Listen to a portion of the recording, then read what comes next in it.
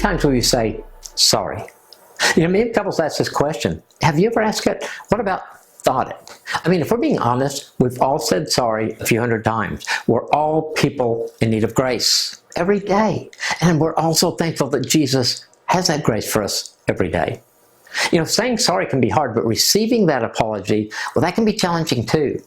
You know, when Peter came to Jesus and asked, Lord, how many times shall I forgive my brother or sister who sins against me? Up to 7 times?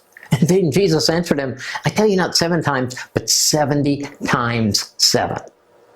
That's a lot of times. So what does that look like in your marriage? Do you find yourself apologizing often? Or is it your spouse apologizing all the time? Or is it both of you? You know, there's no need to point fingers either way. It's something we should address on our marriage. I think it's important to get to the reason of why we're saying sorry often.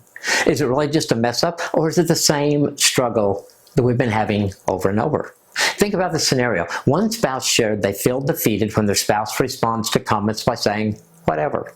The defeat has been communicated, but in the heat of the moment, their spouse responds yet again with whatever. And that can leave the other spouse feeling like they aren't heard or they're not appreciated. And most of the time, that is not what the other spouse is trying to relay. But there they are again, saying sorry.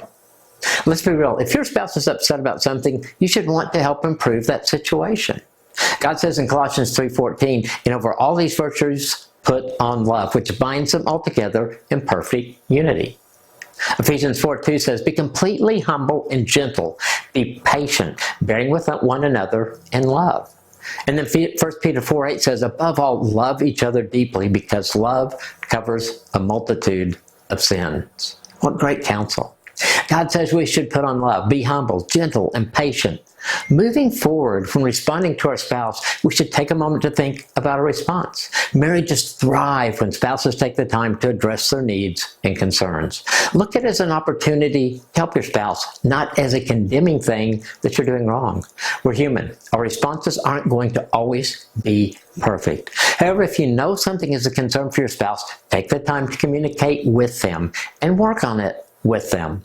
In the heat of the moment, it can be hard to say, remember that upsets me. It usually comes out like, I told you that bothers me. And boom, another argument. No one really wants to argue and be at odds, so let's use these opportunities to grow together in our marriage and with God.